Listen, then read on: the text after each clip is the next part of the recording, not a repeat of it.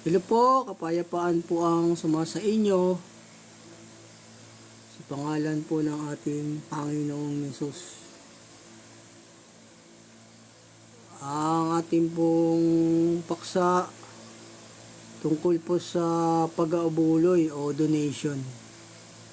Yun po yung ating topic, yung ating pong paksa.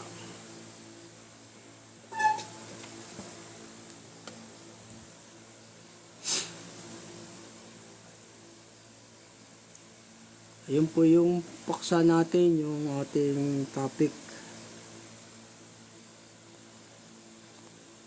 Ating pong paksa tungkol po sa donation o pag-aabuloy o offering. Yun po ang ating topic, ating pong paksa. Kasi baka yung iba dyan di alam, may tungkulin tayo sa Diyos. Pagka templo tayo ng Diyos, pagka iglesia tayo ng Diyos, may tungkulin po tayong gumawa ng kabutihan. Kasangkapan po tayo ng kabutihan. Ganun. Gagawa po tayo ng mabuti sa ating kapwa at saka sa church o sa mga nagtuturo ng mga salita ng Diyos. Utos po kasi ng Diyos yun eh. Pagka utos po kasi ng Diyos, sinuway natin, kasalanan po yun, sabi sa banal na kasulatan. Kasalanan po yung sumuway sa utos ng Diyos. Kasi utos po ng Diyos yung mag-abuloy ka, mag-donation, tutulong ka sa gawain ng mga banal, gawain ng sa church. Utos po ng Diyos yung mag-abuloy, mag-offering. Pero pasya na lang ng puso, hindi po yung tinatakdaan. Kasi meron po mga pastor na nagtatakda ng mga abuloy eh. Kung tinatakdaan kayo ng 1,000, 500, 1,000,000, o bulaan pong mangangaral yun, hindi po sugo ng Diyos yun. Mga nangaral lang yun dahil sa pera. Yung mga nagtatakda ng hiningan kayo ng 1,000,000 sike ganito, 1,000, sa 1,000 lang, o ganun, mga bulaang mangangaral po yun, yung mga nagtatakda po ng mga abuloy kung magkano ibibigay mo. Pasya na lang ng puso po ang pagbibigay na sa abuloy sa Diyos. O magbibigay tayo ng abuloy sa mga gawain ng mga banal, ganun, sa mga nagtuturo ng mga salita ng Diyos. Utos po kasi ng Diyos yun yung magbigay tayo ng abuloy, tumulong tayo sa gawain ng mga banal. O pagka hindi po natin sununod yun, kasalanan po yun, yung hindi po tayo naghahandog, nag-aabuloy, kasalanan po yun. Basta may gawain sa Panginoong Diyos, utos po ng Diyos yung magandog, mag-abuloy. Pero wala pong takdaan ng abuloy, kailangan pa siya lang ng puso. Pero pag tinatakdaan kayo ng abuloy, kung magkano ibibigay nyo, o mga bula ang mangangaral yun.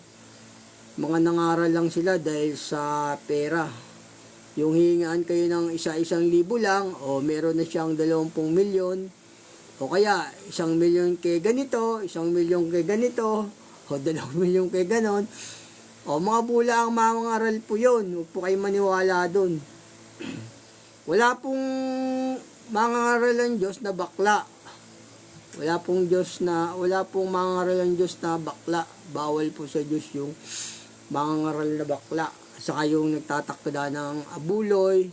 O meron kasing mga pastor, tatakdaan ka ng abuloy. Kailangan pa siya lang ng puso. Yun po yung utos ng Diyos. Pasya lang ng puso. Pero obligado po tayong maghandog, mag-abuloy sa church, o kaya tutulong tayo sa gawain ng mga banal, sa mga nagtuturo, tutulong po tayo. Ganun po. Kasi pagka hindi po natin sinunod yun, kasalanan po yun sa Diyos. Yung alam natin yung mabuti, hindi natin ginagawa, kasalanan po yun. Ganun po. Yun po ating paksa, yung tungkol po sa donation, abuloy. Kailangan mag-aabuloy po tayo sa mga nagtuturo ng salita ng Diyos, ganon, o kaya sa church. Kasi utos po ng Diyos yun eh. Pagka hindi natin sinunod, o kasalanan po sa Diyos yun. Eh ang kasalanan, mabigat po yun sa Diyos, di ba? Lalo na yung kasalanan, may kasalanan ikamamatay eh. O ganun. Ganun po, yun po yung ating paksa. Kailan tutulong po tayo sa chart o sa gawain ng mga banal, yung nagtuturo ng salita ng Diyos, mag-aabuloy po tayo, ganun. O, pwede po kayong mag-donate sa akin sa number ko po, sa GCash 0977-283-6083. Yun po yung number ko sa GCash po. 0977-283-6083. Yun po yung GCash donation number ko po. Kasi utos po ng Diyos yun, yung mag-abuloy tayo, tutulong tayo sa gawain ng mga banal. Kasi pagka hindi nating sinunod, hindi ka naghandog, o kasalanan po yun. Sabi nga ng banal na kasulatan, ganito, sa Santiago, basahin ko po sa inyo rito. Kasi yung utos ng Diyos, dapat kung templo ka ng Diyos, o bahay ka ng Diyos, susundin mo yung kayang utos. Kasi kasangkapan ka niya eh. Kung kasangkapan ka ng Diyos, susunod ka sa utos niya, sa mga pinag-uutos niya. Kung templo ka niya, o kung iglesia ka niya, susunod ka. Kasi kasangkapan ka niya eh. Kasi kasalanan po yun eh. Yung hindi ka maghandog sa Diyos, kasalanan po yun. Oo, ganun po. Kaya tutulong ka sa gawain ng mga banal, yung nagtuturo ng salita ng Diyos, tutulungan mo po. Ganun po. Ay, yung tulong niyo po sa akin, papagawa ko lang po ng house of prayer para ganun po. Ito po, pagka kasalanan po yung hindi ka maghandog sa Diyos, hindi ka mag-abuloy, pero hahandugan natin yung mga nagtuturo, pwede rin yung mga mahihirap, pwede po tayo maghandog sa mahihirap, ganun. Ganun po, hinahandugan po yung mga taong mahirap, lalo na sa loob ng sa church, o yun, ganun po. Ito po, basahin ko sa inyo rito sa Santiago 4:17. Sa nakakaalam nga ng paggawa ng mabuti at hindi ginagawa, ito'y kasalanan sa kanya. O yun, kasalanan po yun, yung utos ng Diyos, alam mo yung mabuti. Sabi ng Diyos tumulong sa gawain ng mga banal maggandog magbigay ang bawat isa. Hindi naman sinabi wag magbibigay kundi magbigay ang bawat isa. Yun po yung sabi ng Diyos sa banal na kasulatan. Kasalanan po yun yung hindi tayo mag-aabuloy, hindi tayo maghahandog. Kailangan mag-aabuloy po tayo, gagawa tayo ng mabuti kung kasangkapan po tayo ng Diyos. Ganun po. Ito po, basahin ko po sa inyong muli. Sa may Santiago 4:17. Sa nakakaalam nga ng paggawa ng mabuti at hindi ginagawa, ito'y kasalanan sa kanya. Yung kasalanan yun, yung hindi kayo tumulong sa gawain ng Panginoon, kasalanan po yun. Kasalanan po yung hindi naghahandog sa Diyos. Kaya pinaalam ko po sa inyo, yun. Pagka yung dati kasi, nung araw pa, kasalanan na po yun, yung hindi ka maghandog sa Diyos. Kasalanan po yun. Kasi obligado po pagka yung tao ka ng Diyos o templo ka ng Diyos, maghahandog ka, yung tutulong ka sa gawain ng mga banal, ganun. Sabi nga, ang tinuturuan sa aral, makidamay doon sa nagtuturo ng mga bagay na mabuti. Ito po, kasalanan po yun, yung hindi ka mag-aabuloy, yung maghahandog. Ito po sa dito po sa bilang 9. Sabi rito po sa bilang 11, 9:11.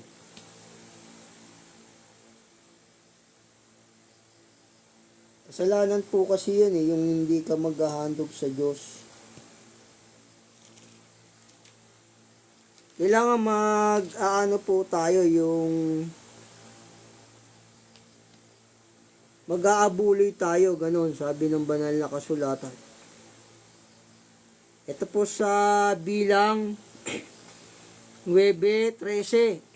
Datapwat ang lalaking malinis at wala sa paglalakbay at hindi magdiwang sa Pasko ay hiwalay ang taong iyon sa kanyang bayan, sapagkat siya hindi naghandog ng alay sa Panginoon sa ukulang panahon. Ang taong iyon ay magtataglay ng kanyang kasalanan. Ayun, pagka hindi ka naghandog sa Diyos, sa gawain niya, magtataglay ka ng kasalanan. Kaya nga, sabi ng banal na kasulatan, sa nakakaalam nga ng paggawa ng mabuti, hindi niya ginagawa, ito'y kasalanan sa kanya. Kasalanan po yun sa lumang tipan, bagong tipan, yung hindi ka maghahandog sa Diyos. Kailangan tutulong ka sa gawain ng mga banal, ganun po.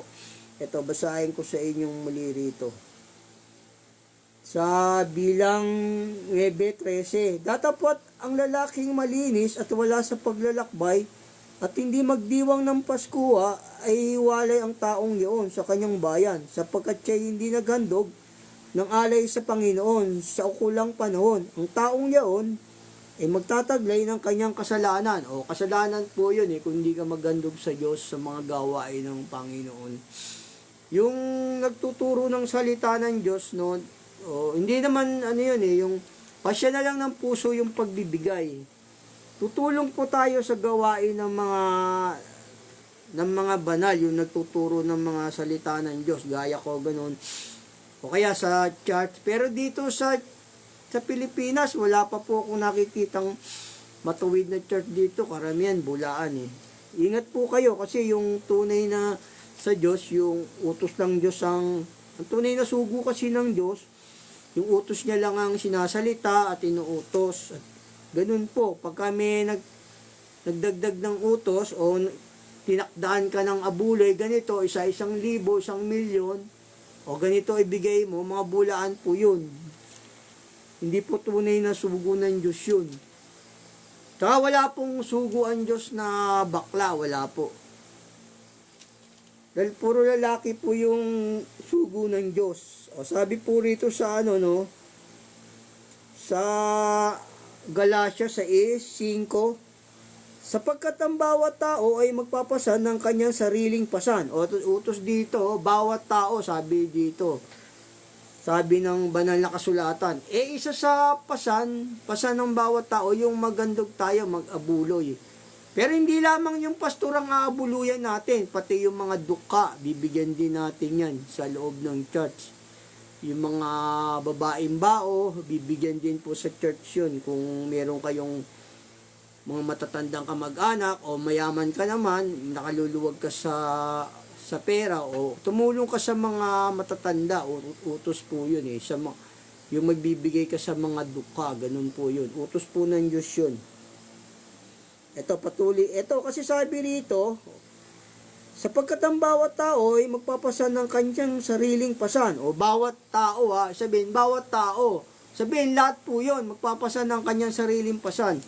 Kasi utos po yun yung mabuloy tayo, tumulong tayo sa mga mahihirap, utos po ng Diyos yun. Kaya nga yung naligtas sa Mateo, sa 25 ni Mateo, di ba, yung mga sumunod sa utos, sabi nga, Panginoon, kailan ka namin nakitang hubad? O kailan ka namin nakitang walang makain? Pinakain ka namin. Kailan ka namin nakitang walang matuluyan? Pinatuloy ka namin. O sila nga yung naligtas yung mga gumawa ng kabutihan na sumunod sa utos ng Diyos kahit wala yung Panginoong Yesus. Kasi yung ginagawa natin po sa kapwa natin, sa Diyos natin po yung ginagawa. Ganun po yun. Pag gumawa tayo ng kabutihan sa kapwa natin, ginawa natin sa Panginoong Yesus. Ito, patuloy ko po rito, basahin ko po sa inyo dito. Galatia 6:5, sapagkat ang bawat tao ay magpapasan ng kanyang sariling pasan. Datapwat ang tinuturuan sa aral ng Diyos, makidamay doon sa nagtuturo sa lahat ng mga bagay na mabuti. O yun, dadamay kayo sa mga tagapagturo. Yun. Dadamay kayo sa mga magdo-donate kayo ganoon sa mga tagapagturo. Kasi sabi rito hindi naman sinabing yung sabi nga bawat isa sabihin lahat tayo yun. Sabi rito, datapwat ang tinuturuan sa aral ng Diyos ay makidamay doon sa nagtuturo sa lahat ng mga bagay na mabuti. Dadamay ka, sabihin kung magdo-donate ka, ganun, sa gawain ng Diyos. Ganun po. O kaya, subscribe mo lang po ako sa, sa YouTube. Parang donation nyo lang po sa akin yun, o instead of donation. Ganun po. Kailangan tutulong po tayo. Pero ang pagbibigay po ng abuloy, no, hindi pwede kang takdaan ng, ng presyo. Pasya lang ng puso ang utos ng Diyos sa pag-aabuloy, kung magkano ibibigay mo sa mga mahihirap, o sa mga duka, sa mga babaeng bao, ganun. Utos po ng Diyos yun, mag-abuloy tayo sa mga mahihirap, sa mga babaeng bao, ganun po. Utos po yun. Pero pasya na lang ng puso, hindi ka pwedeng takdaan, kasi may mga religion dyan, nagpapanggap na sugo, itatakdaan ka ng 1,000, 1,000,000, o ganun. Bayad sa ganito, bayad sa kuryente, bayad sa tubig, bayad sa lokal. Mga bulaan po yung mga ganyan. Kaya nga sila'y naging, sabi sa banal na kasulatan, sila'y naging dakila at nagsisiyaman. O ganun. Ganun po. Yung mga nagtatakda po ng mga presyong abuloy, mga bulaan po yun. Kasi sabi ng Diyos dito, pasya lang ng puso yung pagbibigay. Ito, basahin ko sa inyo rito sa 9:6. Datapwat, sinasabi ko na, ang nag-aasik ng bahagyana ay mag-aani namang bahagyana. At ang nag-aasik na sagana ay mag-aani namang sagana.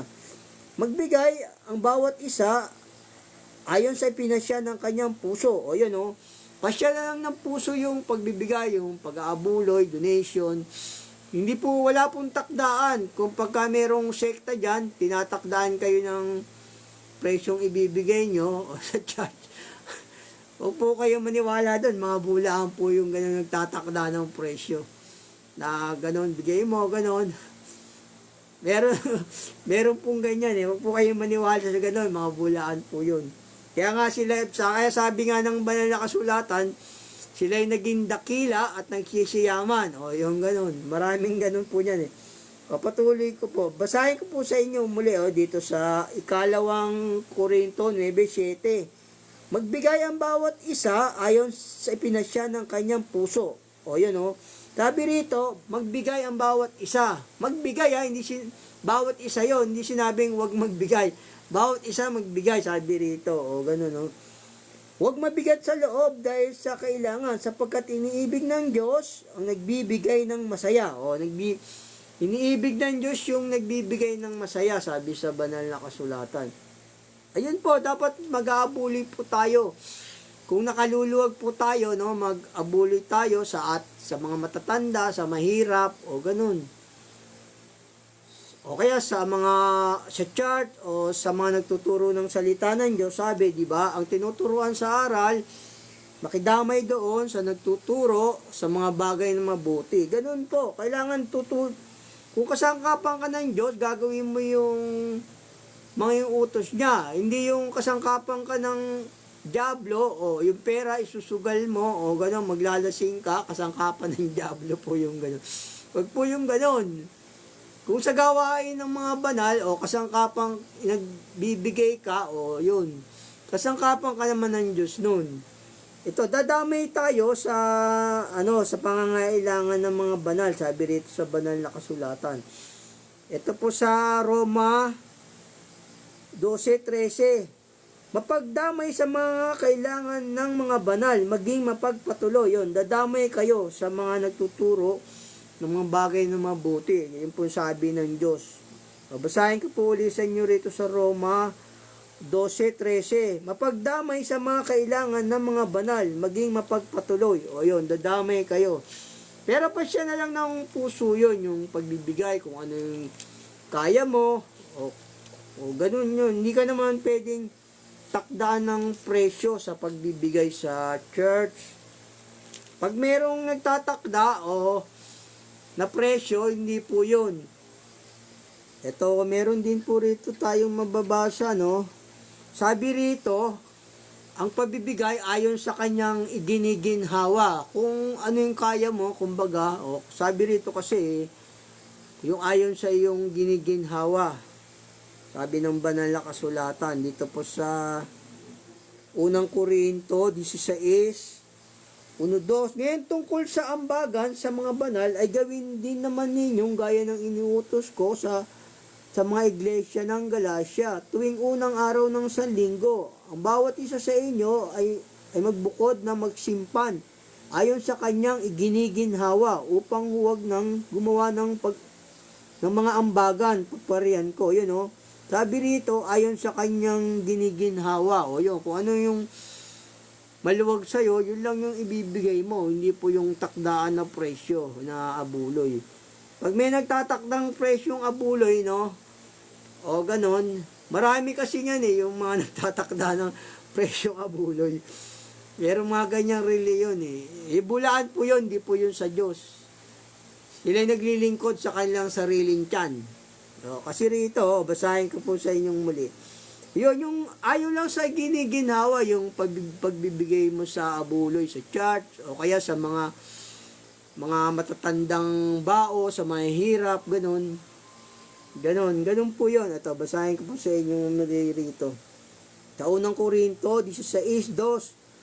Tuwing unang araw ng sanlinggo, ang bawat isa sa inyo ay magbukod. Ito, sabi rito, bawat isa magbukod na para sabi ayon sa kanya giniginhawa. Hindi naman sinabing wag magbukod, sabi magbukod, di ba? O para meron tayo maitulong sa chat. Kasi gawain ng Panginoong Diyos yun ng Panginoong Jesus. Kung kasangkapan ka ng Diyos, magbibigay ka. Kung kasangkapan ka ng diablo, magsusugal ka. O kaya, paglalasing ka, mambababae ka, o ganun. Pero pag kasangkapan ka ng Diyos, dadamay ka sa gawain ng mga banal. Ganun po yun. Utos po yan, magbigay tayo.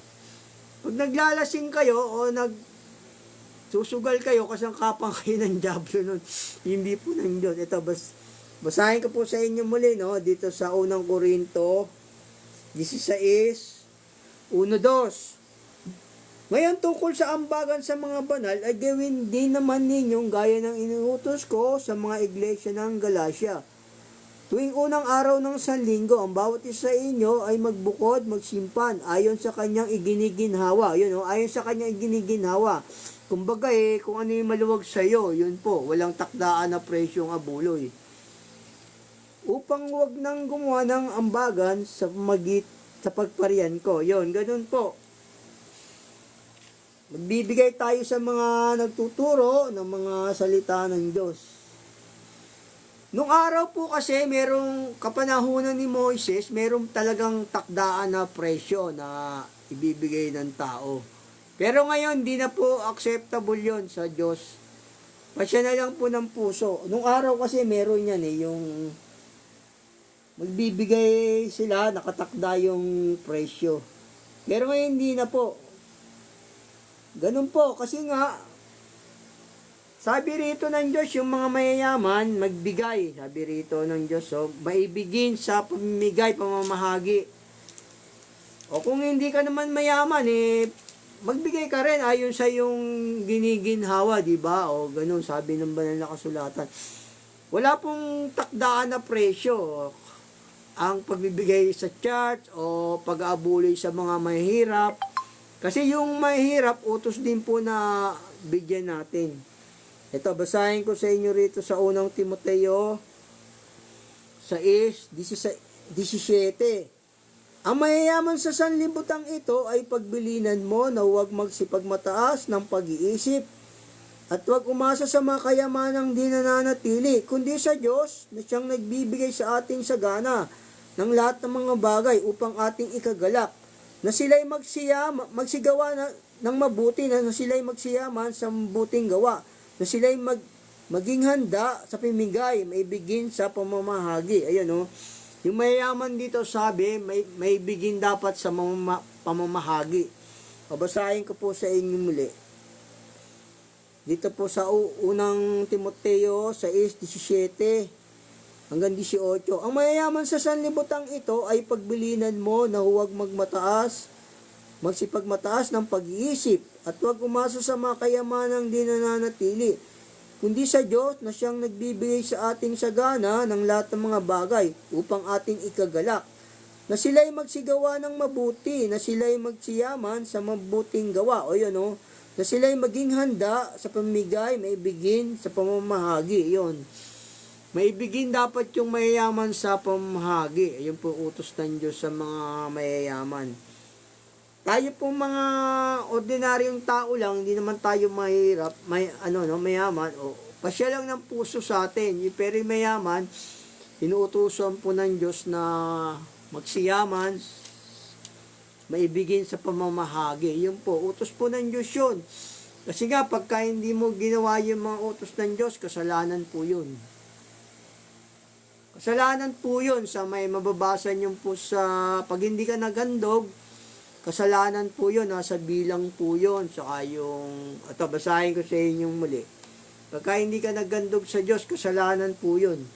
Dito nga sabi sa kasi yung inihahandog niyo po yun, yung inihahandog niyo po, no, yun yung pinanggugugol po sa mga gawain sa church. Ganun po yun. Yung mga gawain sa Diyos o yung pangailangan ng mga banal. Ito po sa pagka hindi ka nagkandog sa Diyos ninanakawan mo siya Sabi dito sa banal na kasulatan Ito po sa Malakias 3:7. Mula na mga kaarawan ng inyong mga magulang, kayo napakaligaw sa aking mga tuntunin at hindi ninyo tinalima. Manumbalik kayo sa akin, ako'y manunumbalik sa inyo, sabi ng Panginoon ng mga hukbo. Ngunit inyong sinasabi, sa ano kami manunumbalik? Nanakawan baga ng tao ang Diyos? Gayamay, ninakawan ninyo ako. Ayan ninanakawan mo ang Diyos pagka hindi ka nagbibigay sa mga gawain sa church yung mga nagtuturo ng salita ng Diyos o ganun.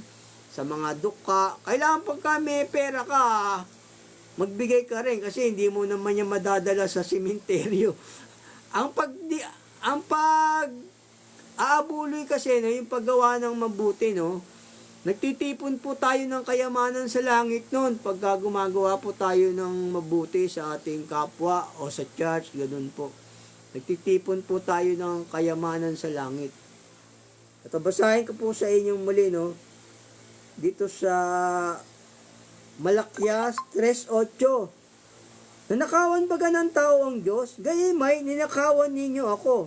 Ngunit inyong sinasabi, sano ka namin ninakawan? Sa mga ikasampung bahagi, sa mga handog. Ayun, yung sa mga handog, may pera ka, may gawain sa Diyos, magbigay ka. Kasi yung obligado ang tao magandog, utos ng Diyos yun, yung magandog yung tao sa church. Kasi nga, ginugugol yun sa mga gawain sa church, at saka